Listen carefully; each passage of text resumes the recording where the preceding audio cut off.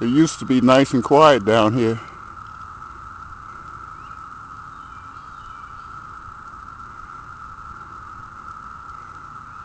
This noise started just before the George Washington Bridge.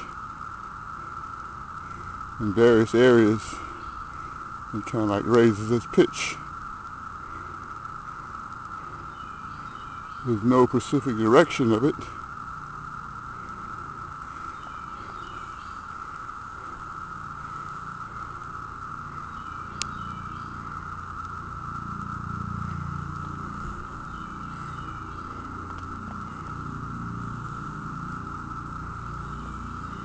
But it's no longer quiet, just the insects and the other wildlife. I don't know what this noise is.